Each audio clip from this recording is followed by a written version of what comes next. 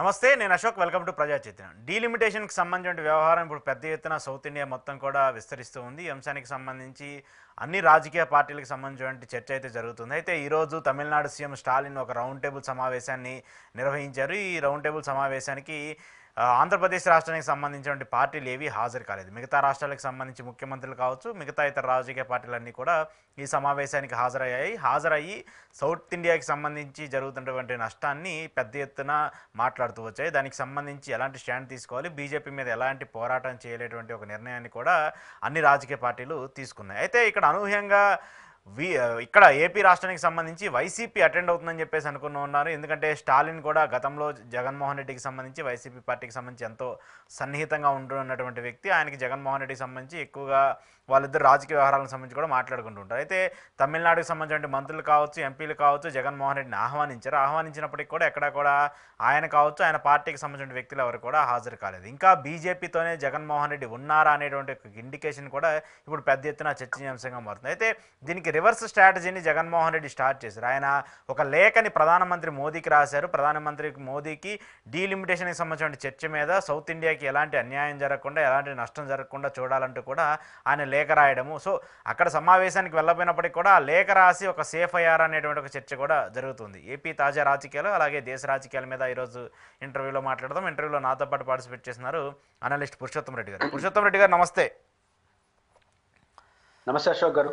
So ఒక ప్రజాస్వామ్యానికి సంబంధించిన వాదిగా మీరు కూడా రాయలసీమకు సంబంధించి ఒక ఎక్కువగా సమస్యల మీద పోరాడుతూ ఉంటారు. ఈ డీలిమిటేషన్ మీద కూడా మనం కూడా చాలాసార్లు చర్చించి ఉంటాము. దీని మీద కూడా మీరు కొంత ట్వీట్ చేస్తూ వచ్చారు, దీని గురించి మాట్లాడుతూ వచ్చారు. వైసీపీకి సంబంధించి చూసుకున్నా, టీడీపీ, జనసేన కూటమికి సంబంధించిన చూసుకున్నా కూడా ఏపీలో ఉన్నటువంటి 3 రాజకీయ పార్టీలు బీజేపీకి సంబంధించినటువంటి వ్యక్తులే అంటూ కూడా ఒక చర్చ జరుగుతుంది. దానికి అనుగుణంగానే ఈరోజు జగన్మోహన్ రెడ్డి డీలిమిటేషన్కి సంబంధించిన చర్చా కార్యక్రమానికి వెళ్ళకపోవడము, మిగతా 2 పార్టీలు అయితే అసలు ఆ ఊసి లేదు. ఆయనన్నా కొంచెం ఒక లేఖ రాసి వదిలేశారు. మిగతా రాజకీయ పార్టీలు ఏవి కూడా ఆ ఊసి ఎత్తలేదు. ఏం చెప్తారు దీనికి సంబంధించి?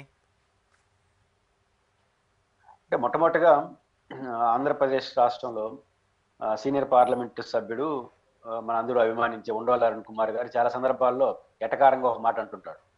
ఆంధ్రప్రదేశ్లో ఎవరు గెలిచినా 25 సీట్లు బీజేపీ అంటుంటాడు. అది అనేక సందర్భాలు రుజువైంది, ఇప్పుడు మరొకసారి రుజువైంది. అంటే ఇక్కడ జనసేన, తెలుగుదేశం, వైఎస్ఆర్ కాంగ్రెస్ పార్టీ వీళ్ళు ఎవరు గెలిచినా ఓడినా బీజేపీకి పోయిందేమీ లేదు. ఎందుకంటే స్థూలంగా కీలక సమయంలో వాళ్ళతో ఉంటారని విమర్శ ఆయన చేశాడు. దానికి బలం చూపించే నిర్ణయాలు చేస్తున్నారు. స్థూలంగా నాకు అనిపిస్తుంది ఆంధ్రప్రదేశ్ ప్రజలు ఖచ్చితంగా తమిళనాడు చూసి నేర్చుకోవాలి. తమిళనాడు ప్రజలు చూసి మనం చైతన్యపడాలి. ఇప్పుడు డిఎంకే అధినేతగా యాజ్ అ చీఫ్ మినిస్టర్ గా స్టాలిన్ గారు లేవనెత్తిన ప్రతి అంశం మనం ఏకీభవించాల్సిన అవసరం లేదు. కానీ ఆ స్పిరిట్ ఏంటి? ఈరోజు తమిళనాడులో 59 రిజిస్టర్డ్ పొలిటికల్ పార్టీలు ఉంటాయి అనేది అక్కడ 59 రిజిస్టర్డ్ పొలిటికల్ పార్టీలు ఆన్ రికార్డ్. రిజిస్టర్ అంటే నమోదైన ప్రతి పార్టీ రిజిస్టర్ పార్టీ, గుర్తింపు వేరు, రిజిస్టర్ వేరు. 59లో స్టాలిన్ గారు ఒక అఖిలపక్ష మీటింగ్ పెడితే దీనికి ముందుగా 58 పార్టీలు హాజరైనవి. ఆ ఒక పార్టీ ఏదంటే బీజేపీ రాలేరు కాబట్టి. ఇంకొక తమాషా ఏంటంటే స్టాలిన్ కి తీవ్రంగా విభేదిస్తూ విజయ్ గారు ఇప్పుడు పార్టీ పెట్టారు. అవును, స్టాలిన్ నాయకత్వం డిఎంకి కౌంటర్ పార్టీ ఏఐడిఎంకే. వాళ్ళిద్దరు కూడా హాజరైనారు ఈ సమావేశానికి. దాన్ని చూసి నేర్చుకోవద్దా ఆంధ్రప్రదేశ్? అంటే తమ రాజకీయ విషయాలు పక్కన పెట్టి తమిళనాడు అస్తిత్వం, తమిళనాడు ప్రజల ప్రయోజనాలు అనే సబ్జెక్ట్ ముందుకు వస్తే మేము రాజకీయాలు పక్కన పెట్టేస్తామని నిలబడుతున్నారు. మన ఆంధ్రప్రదేశ్ లో అది లేదు కాబట్టి ఆంధ్రప్రదేశ్ తీవ్రంగా నష్టపోయింది. విభజన చట్టం అమల్లో విషయంలో చూడండి, ప్రత్యేక హోదా విషయంలో, విభజన సమయంలో కూడా చూడండి. రాజకీయ పార్టీల ప్రయోజనాలు తప్ప ప్రజల ప్రయోజనాల ప్రాతిపదికన రాజకీయాలు చేయట్లేదు. మన ఆంధ్రప్రదేశ్ ప్రజలందరూ విభజనకు కారణమైన కాంగ్రెస్ ని, బీజేపీని బొందబెట్టేస్తామని ఉద్యమాలు చేశారు. కానీ మనకు నాయకత్వం పార్టీలందరూ వాళ్ళతో సహవాసం చేస్తున్నారు ఆ రోజు నుంచి. అంటే ఇక్కడ ప్రజల ప్రయోజనాలు ఏంటి, పార్టీల ప్రయోజనాలు ఏంటి? కానీ ప్రజలు ఏమన్నా కనీసం నిజాయితీగా ఈ విషయంలో ఉంటున్నారంటే మళ్ళీ కూడా రాజకీయంగా చీలిపారు. చంద్రబాబు గారు చేస్తే కరెక్టే, జగన్ గారు సెక్షన్. దీనివల్ల రాజకీయ పార్టీ అన్ని కారణంగా ఆంధ్రప్రదేశ్ హక్కులు నష్టపోతా ఉంది. ఇది మౌలికమైన అంశం. ఈరోజు వైఎస్ జగన్మోహన్ రెడ్డి గారు స్టాలిన్ సమావేశానికి వెళ్ళడం, వెళ్ళకపోవడం వాళ్ళ రైట్. కానీ ఆయన వైఖరి వైఎస్ఆర్ కాంగ్రెస్ పార్టీ మీరు అన్నారు కదా ప్రారంభంలో, ఇక్కడ బీజేపీతో అందరూ ఉన్నారా? అధికారంలో ఉన్న ప్రతిభ అని విమర్శకు తావిచ్చేట్టుగా ఆయన వ్యవహరించారు. ఓకే. ఒక గోల్డెన్ ఆపర్చునిటీని ఆయన పోగొట్టుకున్నాడు. ఉమ్, అవకాశం ఎందుకు ఇచ్చారు? ఇప్పుడు జనసేన తెలుగుదేశం వాళ్ళు వెళ్ళలేదంటే కొంత అర్థం చేసుకుంటాం. ఉమ్, ఎందుకు? వాళ్ళతో ఉన్నారు కలిసి. రెండో పాయింట్ ఏంటంటే వాళ్ళు సమర్థిస్తున్నారు ఏకంగా బీజేపీ పాలసీని. ఉమ్, మనసులో ఏముందో పక్కన పెడదాం. సమర్థించేవాడు పోవాల్సిన అవసరం లేదు. బీజేపీ తీసుకున్న త్రిభాష సిద్ధ సూత్రం కానీ లేదా డీలిమిటేషన్ ఏమీ అవదు అని బీజేపీ ఏదో ఉంటే దాన్ని బహిరంగ సమర్థిస్తున్నారు. బహిరంగ సమర్థించేవాళ్ళు డిఎంకే సమావేశానికి పోవడం కరెక్ట్ కాదు. ఉమ్, వాళ్ళ పాయింట్. జగన్ గారు బహిరంగంగా వ్యతిరేకించట్లేదు కానీ ప్రధానమంత్రికి అప్పీల్ చేశారు. ఉమ్, జనాభా ప్రాతిపదికన డీలిమిటేషన్ జరిగితే సౌత్ ఇండియా నష్టపోయే అవకాశం ఉందని 3 పేజీల లేఖను రాశారు. అవును. డీలిమిటేషన్ వల్ల నష్టం జరుగుతుందేమో అన్న ఆందోళన జగన్ గారికి ఉంటే సమావేశానికి వెళ్ళాలి కదా. అవును. ఒకవేళ జనసేన తెలుగుదేశం లాగా ఆయనకి ఆ అభిప్రాయం లేకపోతే వెళ్ళకపోతే కరెక్టే. ఉమ్, ఒకవైపు ఆందోళన, అది ఏ రోజు లెటర్ రాశాడు? చెన్నైలో మీటింగ్ జరిగే రోజు రాశాడు. ఉమ్, అంటే దానికి ఆ గొంతుతో కలుపుతున్నాడు కానీ వెళ్ళలేకపోతున్నాడు. ఉమ్, ఇప్పుడు చాలా మంది అన్న మాట ఏంటంటే జగన్మోహన్ రెడ్డి గారు భయపడి వెళ్ళట్లేదు, ఉమ్, లేదా బీజేపీతో ఉండాలనుకుంటున్నాడు అనేది బయటికి తెలుస్తున్న చర్చ. ఈ చర్చకి జగన్మోహన్ రెడ్డి గారు వ్యవహరిస్తున్న తీరు కారణం అవుతుంది. కానీ నేను పర్సనల్ గా నమ్ముతున్నా జగన్మోహన్ రెడ్డి గారు భయపడి ఈ సమావేశానికి వెళ్లకుండా నిలవలేదు. ఉమ్, ఎందుకంటే భయం ఏంటి? బీజేపీకి డెడ్ ఆపోజిట్ స్టాలిన్. అవును. కాబట్టి ఆయన పెట్టే సమావేశానికి పోతే బీజేపీ వాళ్ళు ఆగ్రహానికి గురవుతారనే భయం నిజంగా జగన్ ఉంటే ఉమ్, ప్రతిపక్ష నాయకుడు హోదాలో స్టాలిన్ ముఖ్యమంత్రి ప్రమాణ స్వీకారానికి ఎందుకు పిలిచాడు? 2019 ఎన్నికల్లో ఉమ్, ఏఐడిఎంకే బీజేపీ కలిసి తమిళనాడులో అధికారంలో ఉన్నారు, ఉమ్, డైరెక్ట్ గా ఇండైరెక్ట్ గా. స్టాలిన్ అప్పుడు లీడర్ ఆఫ్ అపోజిషన్, పక్క రాష్ట్రాన్ని పిలిచాడంటే ముఖ్యమంత్రిని పిలిచాడంటే అర్థం ఉంది. ఉమ్, ప్రతిపక్ష నాయకుడిని పిలిచినాడు. ఆ రోజుకి డెడ్ ఆపోజిట్ బీజేపీ ఆయన. ఉమ్, అదే సభలో దేవుడి దయతో స్టాలిన్ అన్న కూడా ముఖ్యమంత్రి కావాలని దేవుని ప్రార్థిస్తున్నాడు. అంటే బీజేపీ కూటమి ఓడిపోవాలని చెప్పినాం ఇండైరెక్ట్ గా. ఉమ్, అంత ధైర్యం చేసిన వ్యక్తి ఈరోజు ఎందుకు భయపడతాడు? అంటే భయం కాదు, ఏదో కన్ఫ్యూజ్, ఉమ్, గందరగోళం నాకు అనిపిస్తా ఉంది. ఓకే. కాబట్టి ఈ గందరగోళం కన్ఫ్యూజ్ అని నేను అనుకుంటా, ఎందుకంటే ఈ చరిత్ర అంతా చూశాను కాబట్టి. కానీ సాధారణ ప్రజల్లో ఏం మెసేజ్ వెళ్తుంది? అప్పుడే వాళ్ళ సోదరి శర్మిల గారు చెప్పారు ఈ 2 పార్టీలు ఒకటే అని ట్విట్టర్ లో పెట్టేశారు. అవును. ఆమెకు అవకాశం ఇచ్చినట్టు అయింది కదా. ఉమ్, ఉమ్, కాబట్టి ఖచ్చితంగా జగన్మోహన్ రెడ్డి గారు తీసుకునే రాజకీయ నిర్ణయం ఖచ్చితంగా ఆ పార్టీకి బీజేపీ మీతో ఉన్నారు అనే మెసేజ్ వెళ్ళడానికి కారణమైంది. First point. Um, golden opportunity ఎక్కడ కోల్పోయినారంటే ఈ సమావేశానికి పోయినంత మాత్రం నేను కొంపలు కొల్లేరు కావు. ఉమ్, ఎందుకంటే స్టాలిన్ చెప్పిన విషయాలని సమర్థించాల్సిన అవసరం లేదు. ఒక భావ వ్యక్తీకరణ సమావేశం వచ్చి దాంట్లో కొన్ని మార్పులు చేర్పు కూడా చెప్పొచ్చు, మీ అభిప్రాయం చెప్పేసి రావచ్చు. ఉమ్, ఇప్పుడు ఏదైతే అధికారికంగా ప్రధానమంత్రి గారికి లేఖ రాశారో అదే అక్కడ సమావేశం చెప్పొచ్చు కదా. ఉమ్, ప్రధానమంత్రికి విజ్ఞప్తి చేస్తూ రాజకీయాలు కాదు ఇటు చూడని చెప్పొచ్చు కదా, ఎవరి అభిప్రాయం వాళ్ళు. ఉమ్, కాబట్టి ఖచ్చితంగా జగన్మోహన్ రెడ్డి గారు ఇట్లా ఎల్లుంటే ఇంకా 4-5 ఏళ్ళు ఈ ఆయన అట్లా ఎల్లున్నాడో లేదో వెంటనే మన ఆస్థాన ఛానల్స్ కొన్ని రెడీ అయిపోయింటాయి. జగన్మోహన్ రెడ్డి గారు రేవంత్ రెడ్డి గారు కూర్చున్నారు, జగన్మోహన్ రెడ్డి గారు కాంగ్రెస్ వాళ్ళు కూర్చున్నారు, స్టాలిన్ కాంగ్రెస్ తో కలిసిపోయినాడు, ఉమ్, ఇంకా బీజేపీకి దూరం అయిపోయాడు, బీజేపీ వాళ్ళు కొట్టేస్తారు రేపటి, ఇవన్నీ చేస్తారు. దానివల్ల ప్రజల్లో ఏమవుతుంది? బీజేపీతో జగన్ లేని మెసేజ్ అయితే వెళ్ళిపోతుంది కదా. అవును. కాబట్టి ఇట్లాంటి అవకాశం మళ్ళీ మళ్ళీ రాదు జగన్ గారు. ఉమ్, ఉమ్, బీజేపీ పట్ల నేను రాష్ట్ర ప్రయోజన విషయంలో కఠినంగా ఉంటున్నానని నువ్వు ఎన్ని చెప్పే వినరు. ఒక సందర్భం వచ్చినప్పుడు వెళ్తే అది చాలా కాలం పాటు పనిచేస్తుంది. ఉమ్, కాబట్టి ఆ రకంగా ఇది గోల్డెన్ ఆపర్చునిటీ జగన్ గారు కోల్పోయిననిపిస్తుంది. అంటే జగన్ గారు ఆందోళన చాలా న్యాయం. ఉమ్, జగన్ గారు లెటర్ రాయడాన్ని, ఇప్పుడు లెటర్ ఎందుకు రాస్తాడు? ఉమ్, అది కూడా డిఎంకే సమావేశం పెట్టే రోజే రాసుంటే భయపడేవాడితే లెటర్ ఎందుకు రాస్తాడు? అవునవును. రాయడు కదా, బహిరంగ రాసి బహిరంగ వదిలాడు. ఈ ఉమ్, జగన్మోహన్ రెడ్డి గారు చెప్పిన లాజిక్ పరిశీలించిన పాయింట్ ఏంటంటే ఇప్పుడు వస్తున్న సమాచారం ప్రకారం సౌత్ ఇండియాకు సంబంధించినంత వరకు జనాభా నియంత్రణను ఎఫెక్ట్ గా అమలు చేసింది. అవును. అంటే ఇది సౌత్ ఇండియా మాత్రమే, యావత్ భారతదేశం, ప్రపంచం కూడా జనాభా నియంత్రణ కోసం ఏంటి భారతదేశం టార్గెట్ గా పెట్టుకుంది. ఉమ్, జనాభా నియంత్రణ కోసం చైతన్యమైన సభలు, ఎడ్యుకేట్ చేయడం, దానికి నిధులు కేటాయించి ప్రచారం ఇవన్నీ చేసింది. దానికి 100% అందిపుచ్చుకున్న ఆంధ్రప్రదేశ్, తమిళనాడు, కేరళ, కర్ణాటక బాగా అమలు చేయడం కారణంగా డిఎంకే ఇస్తున్న సమాచారం ప్రకారం జనాభా పెరుగుదల నిష్పత్తి పర్సంటేజీ తమిళనాడులో 1.6 అని, కేరళలో 1.7 అని, బిలో 2% ఆంధ్రప్రదేశ్, సౌత్ ఇండియా అంతా కనిపిస్తా ఉంది. కానీ వాళ్ళు చెప్తున్న లెక్కల ప్రకారం బీహార్లో 3% ఉంది, ఉత్తరప్రదేశ్ లో 3% ఉందని చెప్తున్నారు. అంటే మన దక్షిణ భారతదేశంలో 2 పిల్లలు పుడితే ఉత్తర భారతదేశంలో ముఖ్యమైన రాష్ట్రంలో 3 పుడుతున్నారు. అవును. అంటే ఎప్పుడు క్రితం ఇది 20-25 ఏళ్ల క్రితం. ఇప్పుడు ఆ 25 ఏళ్ల క్రితం పుట్టడానికి ఇప్పుడు ఓటర్ అవుతాడు.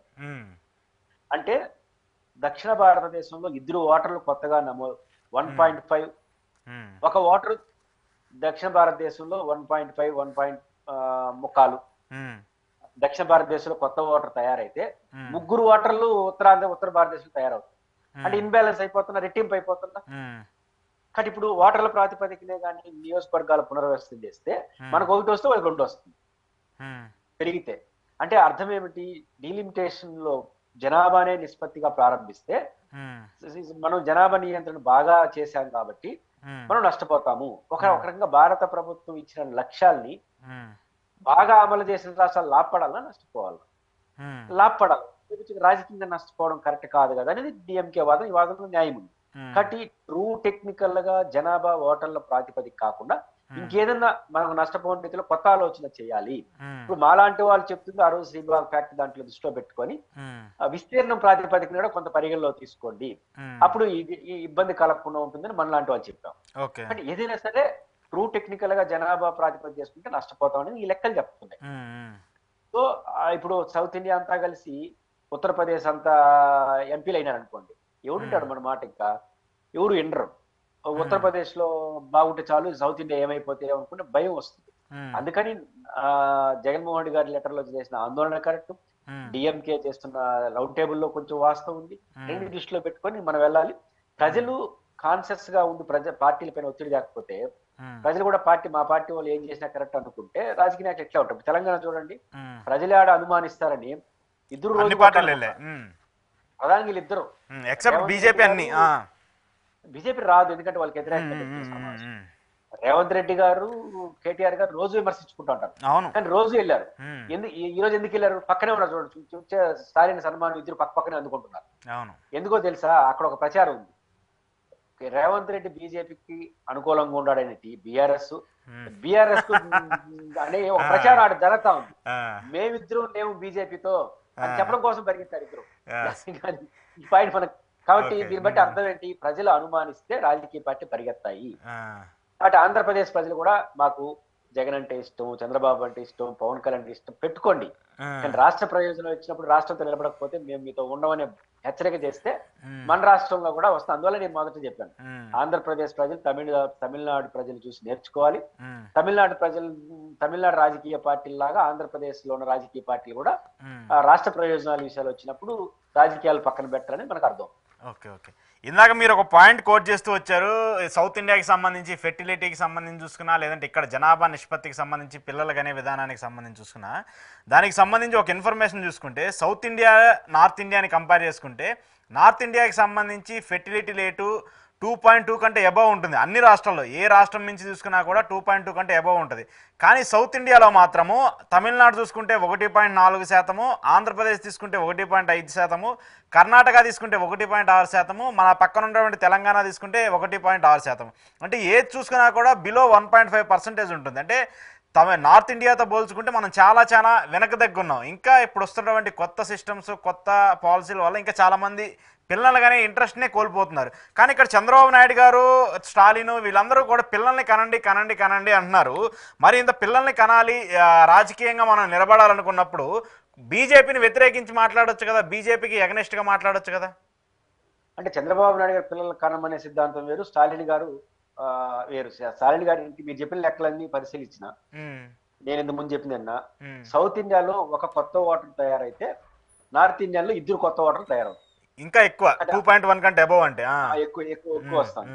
ఇప్పుడు ఆంధ్రప్రదేశ్ లో ఒక ఎంపీ సీటు పెరిగితే ఉత్తరాదిలో 2 ఎంపీ సీట్లు పెరుగుతాయి. ఇంకా అయిపోయింది రాజకీయం, ఇంకేముంటుంది? ఇది ఆందోళన. దీనికి పరిష్కారంగా డైరెక్ట్ గా బీజేపీ వ్యతిరేకించవచ్చు కదంటే స్టాలిన్ గారు ఆ పనిలో ఉన్నాడు. బట్ చంద్రబాబు నాయుడు గారు వ్యతిరేకించే పిల్లలు కనమంటాడు. ఇప్పుడు పిల్లలకు అనేసిన ఈ సంవత్సరం వచ్చే డీలిమిటేషన్ మారుతుంది సీన్. అదే ఆ పాయింట్ కూడా కోట్ చేస్తున్నా. బై 2036 2036కి ఆంధ్రప్రదేశ్లో ఇప్పుడున్న జనాభా ప్రాతిపదికన డీలిమిటేషన్ జరిగితే ఇప్పుడున్నటువంటి స్థానాల కంటే ఇంకా తగ్గుతాయంట. దాదాపు 5 నుంచి 7 స్థానాలు, పార్లమెంట్ స్థానాలు ఆంధ్రప్రదేశ్లో తగ్గే అవకాశం ఉంది యాజ్ పర్ జనాభా రేషియో ప్రకారం. తగ్గొచ్చు, లేకపోతే ఒక్కొక్క పార్లమెంట్కి 20 లక్షల ఓట్ల బదులు 15 లక్షల ఓట్లు ఇస్తే ఈక్వల్ గా చేయొచ్చు. కానీ నువ్వేమన్నా చేసుకో, ఆంధ్రప్రదేశ్ లో ఓటు ఉంటే ఉత్తరప్రదేశ్ లో ఉంటుంది అదనంగా. అది క్లియర్. కాబట్టి ఈ పాయింట్ అనేది క్రూషియల్ కాబట్టి ఉండాలి. డిఎంకే మాత్రం ఒక సెటైరలిక్ గా మాట్లాడాడు ఆయన జనాభా పెంచమని. ఆయన జనాభా పెంచమనేది ఒక భావోద్వేగంతో ఎస్ జనాభా మీరు ఎట్టా జనాభా ప్రాతినిధ్యం జనాభా పెంచాల్సిందని జనరల్ గా మాట్లాడినాడు. కానీ అది పెరిగినా ఇంకొక 20-25 ఏళ్ళ తర్వాత ఈ డీలిమిటేషన్ వాడేమి వాటర్ కాదు కదా, ఇంకొక పుట్టాలి 20 ఏళ్ళు కావాలి, అన్ని సమస్యలు ఉంటాయి. కానీ చంద్రబాబు గారు ఏంటంటే యూత్ తగ్గిపోతుంది ఫ్యూచర్ లో, మనం జనాభా నియంత్రణ బాగా పాటించేసినాం, ముసలోళ్ళు అంటే ఉత్పాదక ప్రక్రియలో పాల్గొనే వాళ్ళు ఎక్కువైపోతున్నారు, మనకు ఏమంటారు జీవన ప్రమాణాలుగా పెరిగినప్పుడు మరణాలు కూడా తగ్గినాయి కదా, వయోపరి నిజమై పెరిగింది బతుకు మనగడం అంటే, కాబట్టి వాళ్ళు పెరుగుతున్నారు, వాళ్ళు ఏం ఉత్పత్తిలో పాల్గొంటారు 60 ఏళ్ళు దాటిన వాళ్ళు. కొత్తగా వచ్చే ఉత్పత్తి కార్యక్రమంలో పాల్గొనే యూత్ ఏమో తగ్గిపోతుంది, ఇన్బ్యాలెన్స్ అవుతుంది అనేది అంతర్జాతీయంగా ఒక స్టడీ ఉంది. అది ఆయన చెప్తున్నాడు అంతే తప్ప ఈ డీలిమిటేషన్ చంద్రబాబు గారి సంబంధం లేదు. కాబట్టి చంద్రబాబు నాయుడు గారు ఎందుకు బీజేపీని సమర్థిస్తున్నాడు అంటే అది ఉన్నాడు కూడా సమర్థిస్తారు. బహుశా ఈ రోజు కానీ బీజేపీతో చంద్రబాబు గారు లేకుండా ఉంటే ఆ డిఎంకే సమావేశం విజయవాడలో జరుగుతుంది. ఆయన పెట్టాడు. చంద్రబాబు గారు ఏదైనా సరే పక్కాగా చేస్తాడు, కలిసి సిన్సియర్ గా సమర్థిస్తాడు, వ్యతిరేకించినా పర్ఫెక్ట్ గా వ్యతిరేకిస్తాడు. కాబట్టి చంద్రబాబు గారు స్టైల్ ఆఫ్ పాలిటిక్స్ వేరు, అది జగన్ గారు ఇంకా ఆ స్టైల్ ఆఫ్ పాలిటిక్స్ రావట్లా. ఆ మేరకు జగన్ గారికి అది ఏ మేరకు ఉంటుంది, కానీ ఆయన ఆందోళన చెందుతున్నాడు, అంతవరకు సంతోషం. లెటర్ రాశాడు. ఓకే, అంటే జగన్ లెటర్ లో కూడా కొంత కాంట్రడిక్షన్ కనిపిస్తుంది. కర్ర విరగకూడదు, పాము సావకూడదు అన్నట్టుగా. సరే, మన సైడ్ నుంచి ఒక లెక్క రాసి వదిలేద్దాము, ఆ తర్వాత కేంద్ర ప్రభుత్వం ఏం చేస్తుందో చూద్దాము, ఆ తర్వాత మనం ఏదైనా రియాక్షన్ అవుదామని చెప్పేసి. సరే, ఇప్పటి సమావేశానికి హాజరు కాకపోయినా రాబోయే రోజుల్లో అయినా జగన్ ఒక స్టాండ్ తీసుకుంటే రాజకీయ పరంగా ఆయన బలం చేకూర్చడానికి కావచ్చు, లేదంటే రాష్ట్ర ప్రభుత్వానికి సంబంధించిన అంశాల మీద వీళ్ళు కూటమిగా ఉన్నారు కాబట్టి వీళ్ళు ఎటు మాట్లాడే పరిస్థితి ఉండదు, కనీసం జగన్ అన్నా మాట్లాడుతున్నారని చెప్పేసి ఒక ప్రజల్లో ఒక నమ్మకం వచ్చే అవకాశం ఉంటుంది కదా. జగన్ లేఖాస్త్రం పక్కా వ్యూహమే. ఆయనకి మనసులో వెళ్ళాలని ఉన్నట్టుంది, వెళ్ళలేని పరిస్థితి ఏదో ఉన్నట్టున్నాయి, మొత్తం మీద ఆయన వెళ్ళలేదు. కానీ ఆంధ్రప్రదేశ్ లో జగన్ ఎవరు క్వశ్చన్ చేయరు, మీలాంటి జర్నలిస్టు నాలాంటి అనలిస్టులు తప్ప ఎవరు క్వశ్చన్ చేయరు, ఎందుకంటే వాళ్ళు పోరు కదా. సమస్య ఏంటంటే జనసేన బీజేపీ తెలుగుదేశం పోయేట్టుకుంటే జగన్ ని నువ్వు కేసులు భయపడి పోలేదని అంటారు, బట్ వీరు పోలేదు, మీరు ఎందుకు పోలేదంటారు కదా. కాబట్టి వాళ్ళు వెళ్ళకపో ఆ ప్రెజర్ జగన్ గారి మీద లేదు. వాళ్ళు ఎట్లా వెళ్ళాలంటే మనల్ని ఊరు క్వశ్చన్ చేసేవాళ్ళు లేరు, కానీ ఒక అభిప్రాయాన్ని వ్యక్తం చేశాడు కాబట్టి అభిప్రాయాలు ఉండే వాళ్ళ కిందకి జగనే సెంటర్ గా ఉంటాడు మళ్ళీ. కానీ ఇది పెరిగి పెద్దదైందంటే మళ్ళీ జగన్ గారు టర్న్ తీసుకుంటాడు, డౌట్ ఏం లేదు. ఇప్పుడు రేపు లెటర్ రాశాడు, కేంద్ర ప్రభుత్వం సానుకూలంగా స్పందించి జనరల్ గా ఇదో తమిళనాడులో వస్తున్న ఒత్తిడి కారణంగా తగ్గింది అనుకోండి, మేము కూడా అభిప్రాయం చెప్పినాం కదా అంటారు. ఒకవేళ రాకుండా నష్టం జరిగి ముందుకు వెళ్ళిపోయారు అనుకో బీజేపీ వాళ్ళు, ఆ పేరుతో ఆందోళన చేస్తారు, ఆయనకేం పెద్ద ఇబ్బంది ఏం లేదు. కాబట్టి ఈ రోజు లెటర్ రాయడం ద్వారా దేనికైనా మంచి నిర్ణయం వచ్చినా స్వాగతం పడడానికి పనికి వస్తుంది, ఒకవేళ వాళ్ళు ఏకపక్షంగా ముందుకెళ్తే ఆందోళన చేయడానికి కూడా జగన్ గారికి పని వస్తుంది. ఈ లెటర్ ఉపయోగపడుతుంది. ఆ రకంగా బహుముఖ వ్యూహంతోనే జగన్మోహన్ రెడ్డి గారు లెటర్ రాసినట్టుగా స్పష్టం ఉంది. ఆ లెటర్ రాసినప్పుడు ఇప్పుడే తెగదెంపులు అంటే మీరు తాడో పెడో తెలుసుకున్నామనే చర్చ కాకుండా సమస్యల వరకు సున్నితంగా చేసేలాగా సమస్యను సిన్సియర్ గా అడ్రస్ చేశాడు. 3 పేజీల లెక్కలో డీటెయిల్స్ గా రాశాడు. రేపు దాన్ని ఎట్లయినా టర్న్ కావచ్చు, కేంద్ర ప్రభుత్వం ఎవరు బట్టి ఆయన వ్యూహాత్మకంగా లెటర్ రాశాడు అనిపిస్తున్నారు. ఓకే ఓకే, కానీ ఇక్కడ రాజకీయ పార్టీలు అంటే ఎక్సెప్ట్ మిగతా రాజకీయ పార్టీలకు సంబంధించి అన్ని రాజకీయ పార్టీలు కనీసం వాళ్ళ రాజకీయ భవిష్యత్తు కోసమైనా, ఇప్పుడు కూటమిలో ఉన్నా లేకపోయినా రేపు కూటమి ఎన్ని రోజులు కంటిన్యూ అవుద్దో మనకు తెలియదు, కానీ రాజకీయంగా నిలబడాలన్నా రాజకీయంగా ఉండాలన్నా కూడా వాళ్ళు ఈ ఇష్యూ మీద చాలా గట్టిగా పోరాడాలి, చాలా గట్టిగా మాట్లాడాలి. సరే, మిగతా రాజకీయ పార్టీలను పక్కన పెడితే చంద్రబాబు నాయుడు గారు ఒక్కోసారి ఆయన ఒక్కొక్క విధానంగా స్టాండ్ తీసుకుంటూ ఉంటారు, కానీ పవన్ కళ్యాణ్ వ్యవహారం ఈ ఇష్యూ మీద చాలా భిన్నంగా ఉంది, చాలా చాలా వ్యతిరేకంగా కనిపిస్తుంది. బీజేపీ ఏది చెప్తే దానికి ఆయన ఆటాడేటట్టు, లేదంటే బీజేపీ సై అంటే సై, నై అంటే నై అన్నట్టే వ్యవహారంగా పవన్ కళ్యాణ్ రాజకీయం కనిపిస్తుంది. ఆయన కనీసం ఈ అంశానికి సంబంధించి దృష్టి పెట్టకుండా కూడా బీజేపీ చేసిందే కరెక్ట్ అనే దూరంలో మాట్లాడుతూ ఉన్నాడు, బీజేపీకి సపోర్ట్గా చేస్తున్నాడు. ఏం చెప్తారు? అంటే పవన్ కళ్యాణ్ గారు వైఖరిని చాలా స్పీడ్ గా మార్చుకునేస్తాడు, అది ఉంది. కాబట్టి రేపు ఈ వైఖరిని మార్చుకోవడానికి ఆయన పోయింది లేదు. కాబట్టి ఆయన ఈ రాజకీయ వైఖరిని మార్చుకునే వయసులో సీరియస్ గా లేడు, పటపట వైఖరిని మార్చుకునేస్తాడు. కానీ చంద్రబాబు నాయుడు గారు భాష విషయంలో లోకేష్ గారు ఎక్స్ చూడండి, భాష విషయంలో రాద్ధాంతం అవసరం లేదు అన్నాడు తప్ప డీలిమిటేషన్ లో రాద్ధాంతం లేదని చెప్పాలి, అది అట్లా పెండింగ్ పెట్టుకున్నాడు. భాష విషయంలో మాత్రం అది ఎందుకు రాద్ధాంతం అని చెప్పేస్తున్నాడు. ఆ రకంగా బీజేపీతో ఉన్నట్టే ఉంటున్నారు. ఈ డీలిమిటేషన్ విషయం రేపు సమస్యగా మారి బీజేపీతో తెలుగుదేశం బయటకు వచ్చేవారు నిర్ణయించుకుంటే అదే చెప్తాడు, నేను బహిరంగ జగన్ గారి లాగా లెటర్ రాయలేదు, డైరెక్ట్ గా మా మిత్రపక్షం గారికి చెప్పాను, అయినా వాళ్ళు వినలేదు కాబట్టి నేను బయట వస్తున్నాను. ఉమ్, నేను మిత్రపక్షం కాబట్టి రావాలనుకుంటే, ఉమ్, రాకూడదు అనుకుంటే అది మంచి నిర్ణయం అని చెప్తాను. ఓకే. కాబట్టి చంద్రబాబు నాయుడు రాజకీయాలను ఎప్పుడు సీరియస్ గా చేస్తాడు. కాబట్టి చంద్రబాబు గారు ఆ క్వశ్చన్ పెట్టుకున్నాడు. ఉమ్, డీలిమిటేషన్ విషయంలో రేపు జరగరాని చర్చ జరిగి నష్టం జరుగుతుంది, బీజేపీకి వ్యతిరేకం వస్తుంది, బీజేపీ నుంచి నేను బయటికి రావాలని నిర్ణయించుకుంటే ఉమ్, ఆ డీలిమిటేషన్ అంశాన్ని మళ్ళీ రైజ్ చేస్తారు. ఉమ్, ఇప్పుడు ఆయన సమర్థించట్లేదు డీలిమిటేషన్ విషయంలో, ఏమి అనుకో మౌనం ఉన్నాడు. ఓకే. ఆ పవన్ కళ్యాణ్ గారు అన్ని జిందాబాద్. ఆయన ఇప్పుడు జిందాబాద్ అన్నాడు, రేపు డౌన్ డౌన్ గా సింపుల్ గానే వేస్తాడు. ఉమ్, ఇప్పుడు ఉమ్, 18లో పాచిపల్లి లడ్డు ఇచ్చారు, ఉత్తరాది ఉత్తరాది అని మాట్లాడిన ఆయన ఈరోజు ఉత్తరాదే అనకూడదు అంటున్నాడు. ఆయన చెప్పుకుంటున్నాడే మనకు తెలియదు. ఉమ్, అంటే పవన్ కళ్యాణ్ గారు వైఖరులు తొందరగా మార్చుకుంటాడు కాబట్టి ఆయన పోయిందేం లేదు. ఉమ్, అప్పుడు మార్చినట్టు ఇప్పుడు కూడా మార్చాడు అనుకుంటారు. కానీ చంద్రబాబు గారు వైఖరులు మారకన్నా చాలా వ్యూహాత్మకంగా ప్రజల్ని కన్విన్స్ చేసే పద్ధతిలో ఆయన ఉంటాడు. ఉమ్. అంటే ఆయన చాలా స్లోగా నెగిటివ్గా చేస్తాడు, ఈయనేమో ఈయన మాట్లాడి చాలా హార్ష్గా ఉంటాయి అంటారు.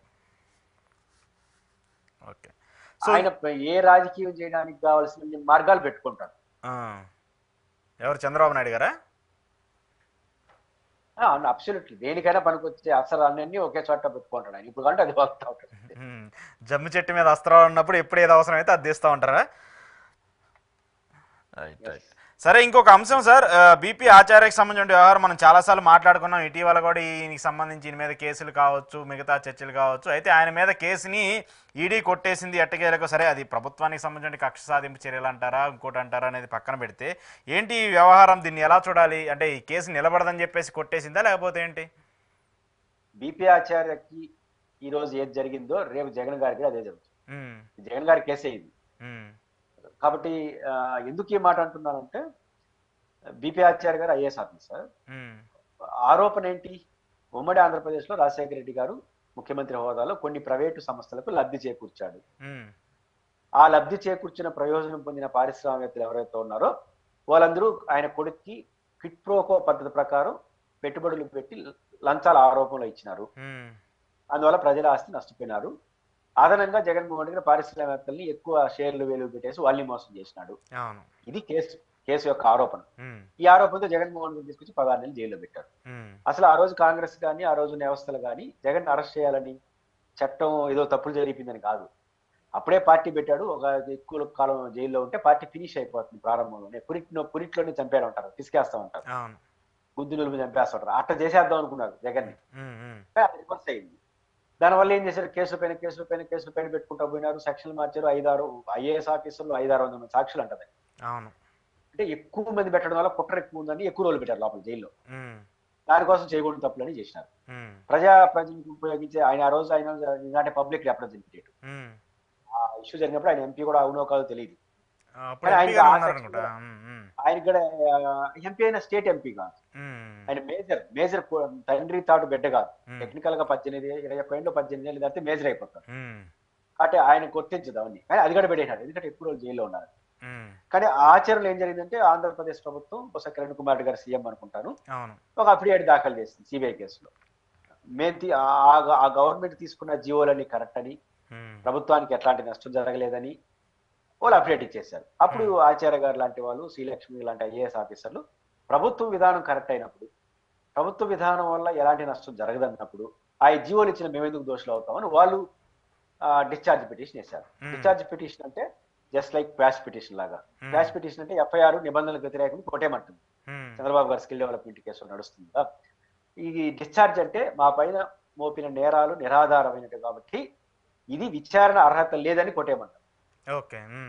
ఆ రకంగా ఈ పిటిషన్ చేశారు. దాదాపు అందరికీ యాక్సెప్టెన్స్ వచ్చేసింది. అంటే అది ఇప్పుడు ప్రభుత్వం జీవోలు కరెక్ట్ అయినప్పుడు ఆ జీవోలు జారీ చేసిన అధికారులు ఎట్లా తప్పవుతుంది? యాక్సెప్ట్. రెండో వైపు పారిశ్రామికవేత్తలు మేము ఇష్టపూర్వకంగా ఉన్నాం, షేర్లు పైపెచ్చు 10 రూపాయల షేర్లు 12 రూపాయలకు అమ్ముకున్నాం, మేము నష్టపోలేదు, మేము ఇష్టపూర్వకంగా ఉన్నాం అని వాళ్ళు అప్డేట్ ఇచ్చారు. ఇప్పుడు జగన్ ఏం అప్డేట్ చేశాడు డిశ్చార్జ్ పిటిషన్ లో? ప్రభుత్వం కరెక్టే, జీవోలు ఇచ్చిన ఐఏఎస్ కరెక్టే, నా దగ్గర పెట్టుబడులు పెట్టిన కూడా ఇష్టపూర్వకంగా కరెక్ట్ అయినప్పుడు నేను ఎక్కడ తప్పు చేశాను కాబట్టి నన్ను డిశ్చార్జ్ చేయని ఆయన పిటిషన్. ఇప్పుడు జగన్ కేసులో జరుగుతుంది డిశ్చార్జ్ పిటిషన్. అంటే ఆ 16 ఛార్జ్ షీట్లు, 11 ఛార్జ్ షీట్లు, 1,00,000 కోట్లు, 40,000 కోట్లు ఏలంపాటు జరిగింది కదా. ఈ కేసులు ఏవి విచారణ అర్హత లేదని కొట్టేయమని డిశ్చార్జ్ పిటిషన్ ఇస్తాడు. ఇప్పుడు సిబిఐ ఏం చేయాలంటే, లేదు ఆ కేసుకు అర్హత ఉంది, డిశ్చార్జ్ చేయడానికి వీలు లేదని వాదించి నిరూపించుకొని అప్పుడు విచారణ స్టార్ట్ అవుతుంది. ఈ కేసులకు సంబంధించి ఇంత విచారణ స్టార్ట్ కాల. ఈ కేసుకు విచారణ సంబంధించి ఏం లేదు ఇంతవరకు. ఏ విచారణ స్టార్ట్ అయింది. ఇప్పుడు జరుగుతున్న విచారణ ఏంటంటే డిశ్చార్జ్, అంటే ఈ కేసుకు విచారణ అర్హత లేదు అన్న జగన్ పిటిషన్ మీద విచారణ జరుగుతాం. ఇప్పుడు విచారించచ్చా, విచారించాల్సిన అవసరం లేదా, విచారించాల్సి అంటే కొనసాగాలి, లేకపోతే విచారించాల్సిన ఈ దశలో కొట్టేయాలి కేసు. కొట్టేమని జగన్ గారు పిటిషన్ చేస్తే జరుగుతా ఉంది. దాన్ని ఇంకా నిరూపించలేకపోతున్నారు సిబిఐ. ఇంకా దీని నుంచి యాక్సెప్ట్ చేసిన తర్వాత మళ్ళీ అసలు కథ స్టార్ట్ అవుతుంది. అంటే అప్పటి నుంచి ఇప్పటిదాకా జరుగుతుంది మొత్తం కూడా ఈ డిశ్చార్జ్ పిటిషన్ కి సంబంధించిన విచారణేనా? డిశ్చార్జ్ విషయం ఇప్పుడు పూర్తి కల డిశ్చార్జ్. ఎందుకంటే వాళ్ళు పెట్టిన కేసులు అట్టాడు ఒకదానికొకటి, అంటే జగన్ ని ఎక్కువ రోజులు పెట్టాలనే స్పృహ తప్ప మనం ఏం మర్చిపోతున్నారు. ఇప్పుడు పోయి ఇష్టపూర్వకంగా వాళ్ళు బెదిరించి పెట్టారు. ఇప్పుడు అశోక్ అని ఆయన పురుషోత్తం పెట్టిన కంపెనీలో కిట్ ప్రోక ప్రకారం లంచం ప్రకారం నాకు డబ్బులు పెట్టావు అనుకున్నాను. నిజం కూడా కావచ్చు అనుకున్నాం కాసేపు. నీ మీద ఆ కేసు పెడితే ఒప్పుకుంటావా? లంచం తీసుకోవడం ఇంత నేరం, లంచం ఇవ్వడం కూడా నేరం. నువ్వు ఇరుక్కుంటావు. ఆ స్పృహ కూడా లేదు అప్పుడు కేసు పెట్టినట్టు. అందరి మీద పెట్టారు కేసు. అంటే వాళ్ళ ఉద్దేశం ఏంటంటే దీని వెనకాల పెద్ద కుట్ర ఉందని చెప్తే ఎక్కువ రోజులు జైల్లో ఉంటాడు జగన్. ఆ క్రమంలో వరుస పెట్టి కేసు పెట్టారు. 600 మంది సాక్షులు. ఇప్పుడు ఏ జడ్జి వచ్చినా 600 మందిని విచారించాలి, 600 మంది స్టడీ చేయాలి. వాళ్ళు చేసరికి ఆయన 2 ఏళ్ళు 3 ఏళ్ళు అయిపోయి వెళ్ళిపోతాడు వేరే కోర్టుకి. మళ్ళీ కొత్త ఆయన వస్తే మళ్ళీ మొదటి నుంచి తింటాడు. లక్షల పేజీలు స్టడీ చేయాలి. ఎప్పుడు డిశ్చార్జ్ పిటిషన్ క్లియర్ కాల. కాబట్టి ఆయనకేమో ఆడేమో డిశ్చార్జ్ పిటిషన్ ఉంటుంది. జగన్ గారు మాట్లాడకూడదు కానీ మాట్లాడు. ఇంకా మళ్ళీ విచ్చలవిడి అదో రేపు బెయిల్ రద్దు అయిపోతుంది, ఎల్లుండి బెయిల్ ఏంది అసలు విచారణ స్టార్ట్ కాదు. కాబట్టి జగన్మోహన్ రెడ్డి గారికి ఇప్పుడు బీపీ ఆచార్యకి ఇచ్చిన ఇవన్నీ బలం చేకూరుస్తారు సార్. రేపు జగన్ గారికి బీపీ గారికి డిశ్చార్జ్ పిటిషన్ యాక్సెప్ట్ చేశారంటే, కేసును కొట్టేశారంటే, ఈడీ కేసు అందులో, అదేది అనంతపురం జిల్లాలో ఉన్నటువంటి హిందూ రాజశేఖర్ సంబంధించిన కంపెనీకి 8,000 ఎకరాలు 80,000 ఎకరాలు ఇచ్చారు లేపాక్షి హబ్ సంబంధించి. దాని కృతజ్ఞతగా హిందూ సంస్థ అయిన జగన్ గారి కంపెనీలో పెట్టుబడులు పెట్టారు అనేది ఆరోపణ. ఇప్పుడు ఈ జీవో ఇచ్చిన ఊరు బీపీ ఆచార్య గారు. బీపీ ఆచార్య గారు జీవో ఇచ్చిన తప్పేం కాదు కొట్టేసిన తర్వాత ఇంకా పిట్ ప్రోక్ ఎక్కడ ఉంది, ఆయన పోయి ఆడ పెట్టడమే ఉంది. కాబట్టి ఐఏఎస్ ఆఫీసులకి డిశ్చార్జ్ అయిపోయినారు. ప్రభుత్వం నష్టం జరగలేదనేది ఇంకా జగన్ గారి కేసు నిలబడుతుంది. బీపీ ఆచార్య జరిగింది, రేపు జగన్ గారికి జరుగుతుంది. అంటే ఇప్పుడు బీపీ ఆచార్య గారు ఈ కేసులో ఎలాంటిది లేదని చెప్పేసి ఒక క్లీన్ చిట్ ఇచ్చినట్టే. ఇంకా ఎప్పుడు కోర్టులో ఈ కేసులో ఏమీ జరగలేదు అని చెప్పదు. ఇప్పుడు మీరు నా పైన ఒక కేసు పెడతాను, నిరూపించాల్సిన బాధ్యత మీది, మీ లాయర్ది. వాద ప్రతివాదాల్లో టెక్నికల్ గా మీరు నిరూపించలేదనుకో, అశోక్ అని ఆయన పురుషోత్తం పైన పెట్టిన కేసుకు సరైన ఆధారాలు చూపలేదు కాబట్టి కొట్టేస్తా ఉంటుంది. పురుషోత్తం కరెక్ట్ అని చెప్పదు కోర్టు. వాళ్ళ పైన రేపు జగన్ గారి కేసు బీపీ ఆచార్య గారు కరెక్ట్ ఇవి చెప్పరు వాళ్ళు. బీపీ ఆచార్య గారి పైన మీరు చేసిన అలిగేషన్స్ కరెక్టా కాదా అని ఆధారాలతో చూపించలేదు కాబట్టి కొట్టేసి. రేపు జగన్మోహన్ రెడ్డి గారి కేసు కూడా లేదు, జగన్ గారు అంతా పర్ఫెక్ట్, వీళ్ళు పోయి తీసుకొచ్చి ఆడ పెట్టింది కరెక్ట్, ఇవేమి సర్టిఫికేట్ ఇది కోర్టు. ఏ అలిగేషన్ అయితే చేశారో అలిగేషన్ సరైన ఆధారాలు చూపలేని కారణంగా మీరు కొట్టేస్తా ఉంటారు. ఉంటే కొనసాగిస్తారు. అంటే కోర్టు ఎప్పుడు సర్టిఫికేట్ ఇవ్వదు. ఆధారాలు చెప్పకపోతే మీరు ఆధారాలు తగిలించలేదు కాబట్టి మీ కేసు కొట్టేస్తారు. రేపు ఏ కేసు అట్లే ఉంటుంది. అదే గతంలో కూడా మనం చూసాం దీనికి సంబంధించి ఈ కేసును ప్రధానంగా విచారించి జగన్మోహన్ రెడ్డి సంబంధించిన కేసులు చూసినటువంటి సిబిఐ మాజీ జేడీగా ఉన్నటువంటి లక్ష్మీనారాయణ గారు కూడా చాలా చెప్పారు. ఏదో 1,00,000 కోట్లు 60,000 కోట్లు 70,000 కోట్లు అంటారు కానీ అవన్నీ కూడా చాలా నెంబరు. 1,300 కోట్లు 1,500 కోట్లు అంటూ కూడా ఆయన చాలాసార్లు కోట్ చేస్తూ వచ్చారు. అది దట్టు కూడా ఆయనే చాలాసార్లు మాట్లాడుతూ వచ్చింది ఏంటంటే ఈ కేసులకు సంబంధించి దీని వెనకాల కూడా కొంత రాజకీయానికి సంబంధించిన వ్యవహారాలు కూడా ఉన్నాయి, అందుకోసమే ఆ తర్వాత ఆ కేసులు కూడా నిలబడే ప్రక్రియ కూడా జరగలేదని చెప్పేసి అంశాలను కూడా ఆయన బయటకు వచ్చిన తర్వాత, అంటే ఆయన రిటైర్డ్ అయిపోయిన తర్వాత చాలాసార్లు మాట్లాడుతూ వచ్చారు, ప్రస్తావిస్తూ వచ్చారు కూడా. ఇప్పుడు దాని రాజకీయం లేదు అని ఎట్లా ఉదాహరణకు పెట్టింది ఏ ప్రభుత్వంలో? కాంగ్రెస్ ప్రభుత్వంలోనే కదా. కాంగ్రెస్ ప్రభుత్వంలోనే శంకర్రావు అనే ఎమ్మెల్యేతో ఐనూరు కాంగ్రెస్ పార్టీ ఎమ్మెల్యేగా అందరికీ తెలుసు జగన్ గారి పైన కేసులు పెట్టింది అందరూ ఉండాలని. ఏ కాంగ్రెస్ ప్రభుత్వ నాయకత్వంలో సిబిఐ జగన్ ని అరెస్ట్ చేసిందో అదే కాంగ్రెస్ పార్టీ నాయకత్వం రాష్ట్ర ప్రభుత్వం ఏమీ లేదని చెప్పేసి కోర్టు కేసు. దీని రాజకీయం అనుకోండి ఏమన్నా చెప్పండి. ఏపీ ప్రభుత్వం అప్పుడే రాజశేఖర రెడ్డి గారు ఉన్నారా, జగన్ ఉన్నాడా, కిరణ్ కుమార్ రెడ్డి ఉన్నాడు, మీరు పెట్టిన ముఖ్యమంత్రి. అప్పుడు ఏ రాజకీయ పార్టీ అయితే అలిగేషన్స్ తో సిబిఐ కేసులతో ఇరికిచ్చిందో అదే పార్టీ నాయకత్వంలో ఆంధ్రప్రదేశ్ ప్రభుత్వం, ఉమ్మడి ఆంధ్రప్రదేశ్ ప్రభుత్వం అన్ని కరెక్ట్ అని చెప్పిస్తుంది. ఏమంటాం దీన్ని రాజకీయం అనుకోండి ఏమందాం. కాబట్టి ఉండవల్లి అరుణ్ కుమార్ గారు లాంటి వాళ్ళు ఇప్పుడు చెప్తారు కదా, తప్పు ఒప్పుల సంగతి వేరు. నేను కూడా ఇప్పుడు జగన్ గారు ఏం చేయలేదు, వాళ్ళు ఏం చేసి సర్టిఫికేట్ ఇవ్వదలుచుకోవాలా. పాయింట్ ఏంటంటే వాళ్ళు చేసిన అలిగేషన్స్ కి చెప్తున్న దానికి ఏమి మాత్రం పొంతన కుదరలేదు కాబట్టి ఈ కేసు నిలవదు అంటున్నాను. ఉండవల్లి గారు ఎప్పుడో చెప్పారు ఈ కేసులన్నీ కూడా ఆ రోజు కొన్ని రాజకీయ పరిణామాల వల్ల జరిగింది అలా అని చెప్పేసి ఏదో కక్షపూరితంగానే చేశానని చెప్పేసి నేను చెప్పను, కానీ జగన్మోహన్ రెడ్డికి సంబంధించి కొంత ఇబ్బంది పెట్టిన మాట వాస్తవం అని చెప్పేసి ఆయన డైరెక్ట్గా చాలాసార్లు ప్రెస్ మీట్లో పెట్టి కూడా చెప్పి మాట్లాడారు. ఇప్పుడు కాంగ్రెస్ లో ఉంటూ కక్షపాతి అనలేడు కదా. అవునవును. కాబట్టి అప్పుడు కేసులు లేనప్పుడు పెట్టడం కక్షాధిపం ఏమవుతుంది. అంటే ఆయన డిప్లొమాటిక్ గా మాట్లాడవచ్చు, కానీ ఉండవాళ్ళు మరి స్టబన్ గా జగన్ గారి కన్నా బలంగా ఆయన లెక్కల ప్రకారం 500-600 కోట్లే ఇప్పుడు అడిగే ఆరోపణ లేదు కూడా. కానీ లెక్క ఎట్టంటుందంటే అశోక్ గారు, ఇప్పుడు సాక్షి పత్రికలో పెట్టుబడులు పెట్టారు ఈ ఆరోపణలు. ఇప్పుడు సాక్షి కూడా సిబిఐ ఈడీ ఇంకా ఉంది. సాక్షి ఆస్తి మార్కెట్ లో 10,000 కోట్లు ఉండొచ్చు. అంటే హైదరాబాద్ ఆఫీస్ కావచ్చు, రాష్ట్ర వ్యాప్తంగా వాళ్ళకు ఉన్న నెట్వర్క్ 10,000 కోట్లు ఉంటుంది అనుకుందాం. ఈడీ వాళ్ళు ఏం చేస్తారంటే సాక్షిని అటాచ్మెంట్ అవుతుంది తీసుకుంటారు. అప్పుడు కేసు తెలుగుదేశంలో ఏమన్నారు, 10,000 కోట్లు ఈడీ అటాచ్మెంట్ అనేస్తారు. 10,000 కోట్లు కాదు, అది 1,00,000 కోట్ల ఆస్తి విలువ ఉన్నా కూడా తీసుకుంటారు. ఆరోపణ ఎంత దానిపైన అంటే 200 కోట్లు 300 కోట్లు పెట్టుబడులు పెట్టింది. పెట్టుబడి పెట్టింది, కానీ 200 కోట్లకి అటాచ్మెంట్ అంటే చేయరు. అటాచ్మెంట్ అంటే అర్థం ఏంటంటే, ఇప్పుడు సాక్షిలో పెట్టుబడులు పెట్టారు, రేపు కోర్టు సాక్షి తప్పు జరిగిందని నిరూపించింది అనుకో, కోర్టులో సిబిఐ, అప్పుడు ఆ 200 కోట్లు లాక్కోవాలిగా. కాబట్టి లాక్కోవాలంటే ఆ సంస్థ ఉండాలి కదా. అలా కాకుండా ఫ్రీ హ్యాండ్ ఇచ్చేస్తే వాళ్ళు తప్పులు చేస్తుంటే ఆ సంస్థ ఏ రోజులు కమ్మేసి ఏరే పని చేస్తారు. అందుకని ఈడీ అటాచ్మెంట్ ఎందుకు చేస్తారంటే, ఆ ఆస్తి అట్లే ఉంటే రేపు నిరూపితం అయితే దాంట్లో వాళ్ళకి కావాల్సింది తీసుకుంటారు. ఆ 200 కోట్లు 300 కోట్లు ఫైన్ వేస్తే ఎంత అంటే అంత. కానీ అది 10,000 కోట్ల ఆస్తి 1,00,000 కోట్ల ఆస్తి ఈడీ చూడదు. ఎంత ఆస్తో దాన్ని సీజ్ చేస్తారు. సీజ్ అనకూడదు, ఈడీ అటాచ్మెంట్ తీసుకెళ్తారు. వీళ్ళు ఏం చేశారు, సాక్షి ఆస్తి 10,000 కోట్లు కాబట్టి దానిగా లెక్కేసారు 1,00,000 కోట్లు. తప్పింది. ఒక సాక్షిలోనే 1,00,000 కోట్లు అంటే మీకు మిగతా కంపెనీలకు సంబంధించి ఎంత పెట్టారు అనుకుంటారో ఇక బయట ఆరోపణలన్నీ. ఓకే సార్, ఈ అంశానికి సంబంధించి thank you sir, thank you very much. ఇది ఈరోజు పురుషోత్తం రెడ్డి గారితో ఈ స్పెషల్ ఇంటర్వ్యూ. చూస్తున్నానండి ప్రజాచైతన్యం.